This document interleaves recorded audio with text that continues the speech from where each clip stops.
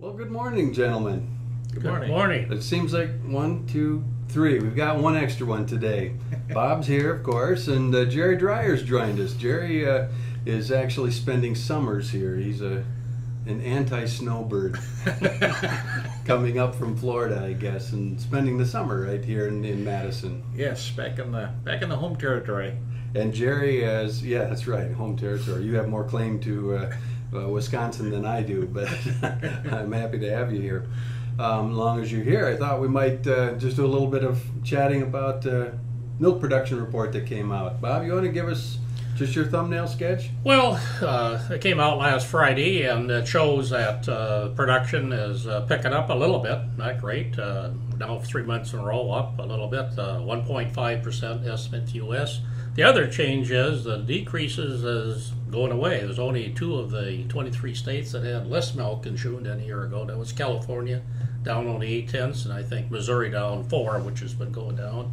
And pretty strong in the Northeast. I think New York, Ohio, Michigan all had over 3% growth, and up in upper Midwest, Minnesota and Wisconsin, almost 2%. Iowa's up over 4%. So doing pretty well up here. A lot of hot weather since then, so maybe to slow down a little bit, but Maybe. yeah. But, I think that you mentioned our increase is not a big increase, but it's maybe a little bit more about the trajectory, right? We've gone from actual declines in production to just about flat in production to a tiny increase to a little bit bigger increase. Jerry, you've been, I know, estimating, filling in the blanks, if you will, for what is not happening with our NAS reports now, and that's cow numbers and milk per cow. Got any insights that you think been happening?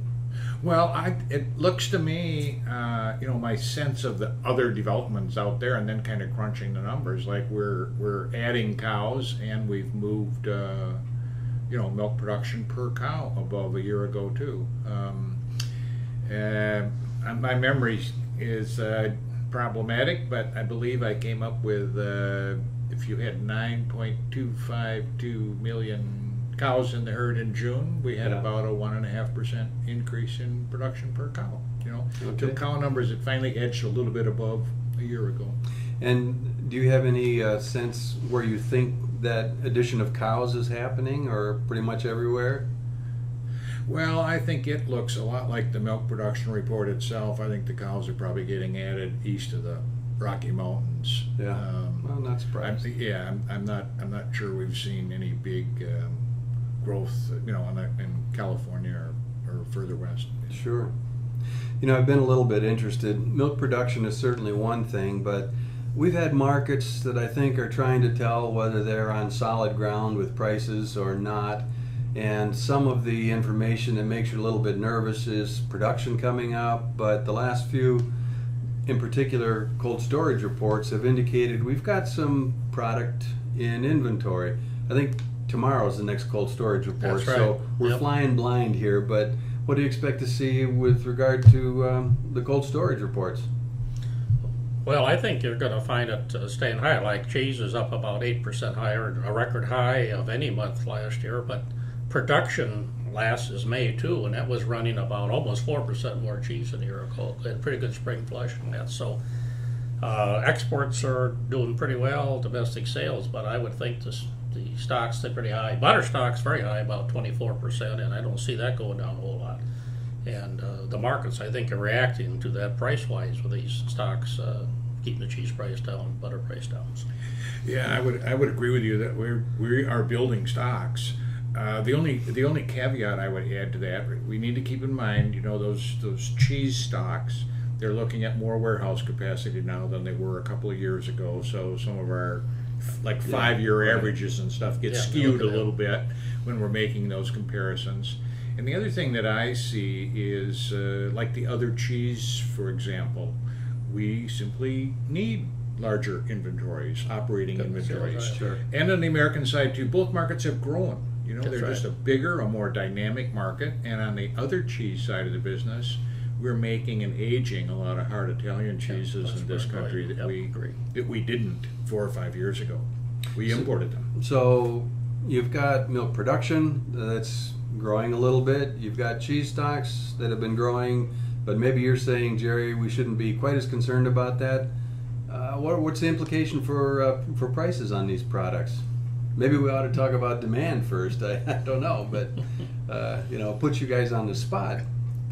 Well, I thought last week the cheese market took off a little bit. It went up about 9 cents, Yeah. I think, blocks and barrels there. Today, took back down. We dropped, 4.25, I think, on barrels and a couple cents of blocks down. So I think we're trying to figure it out. But I'm still saying that milk production is dropping seasonally. Milk composition is relatively hot. I think sales aren't all that bad. I think some buyers are looking at the fact we ought to start buying now because it'll be higher down the road. And so I still have that cheese market that's now about $1.70, and I still think we could hit $1.85 cheese barrels by September or October, and I'm looking at my $19 class 3 price then. I would agree with that assessment. I mean, we've got that convergent or that divergence going on right now. Production started its seasonal decline. It won't be long and we're into that seasonal climb in terms of demand.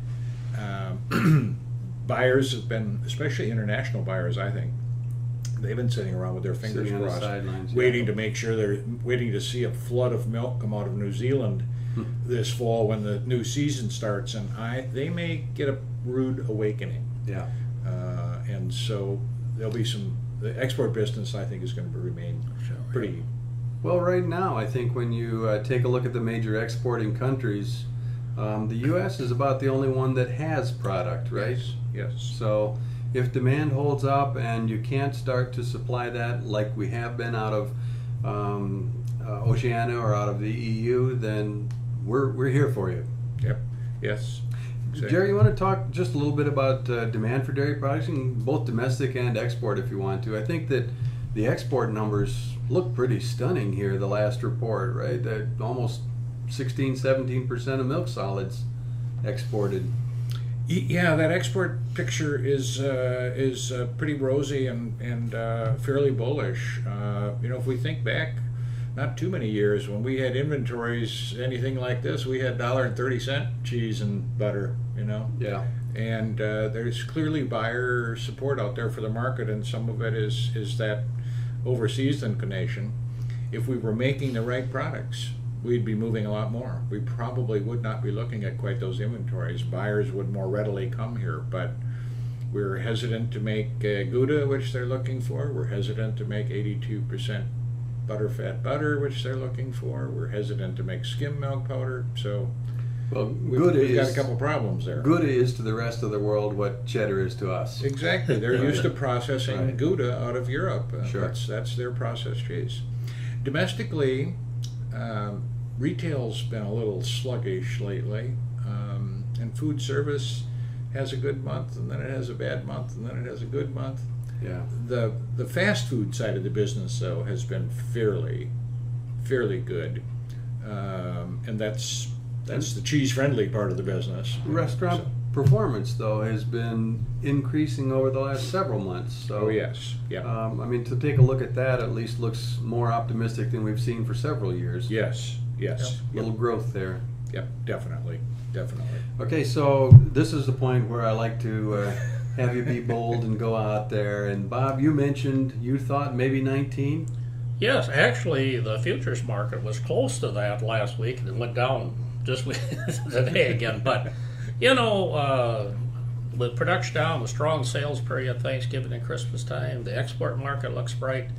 I think, $1.85 or so cheese, we're $1.70 now by September, October's there, which puts me at the peaking out around 19. We were saying 20 one time. I know.